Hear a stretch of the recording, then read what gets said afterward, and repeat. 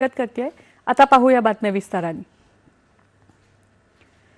जागतिक कल्याणासाठी सौर ऊर्जा एक शक्तिशाली सामर्थ्य बनत आहे असं प्रतिपादन राष्ट्रपती द्रौपदी मुर्मू यांनी केले। नवी दिल्लीतल्या भारत मंडपम इथे आयोजित आंतरराष्ट्रीय सौर आघाडीच्या सभेच्या 8व्या अधिवेशनात मार्गदर्शन करताना त्या आज बोलत होत्या।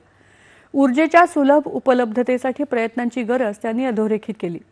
समावेशकता, प्रतिष्ठा आणि सामूहिक समृद्धीसाठी सौर ऊर्जेचा वापर करण्याच्या मानवतेच्या सामायिक आकांक्षांचं प्रतीक म्हणून आंतरराष्ट्रीय सौर आघाडी कार्यरत आहे असं त्या म्हणाल्या। प्राचीन काळापासून भारतातील आणि जगभरातील संस्कृतींनी सूर्याला जीवन आणि ऊर्जेचा अंतिम स्रोत म्हणून सन्मान दिला आहे असं सांगत सूर्य आपल्या सर्वांना जोडतो असं राष्ट्रपतींनी सांगितलं। केंद्रीय नवीन आणि नवीकरणीय ऊर्जा मंत्री प्रल्हाद जोशी हे देखील उद्घाटन सत्राला संबोधित करतील। या 4 दिवसीय कार्यक्रमात 124 देश आणि जगभरातले 40हून अधिक मंत्री सहभागी झालेत। हा कार्यक्रम जागतिक समुदायाला उज्ज्वल आणि शाश्वत भविष्यासाठी सौर ऊर्जेचा अवलंब करण्यासाठी गती देण्याच्या अनुषंगाने एकत्र आणण्यात महत्त्वाची भूमिका बजावेल।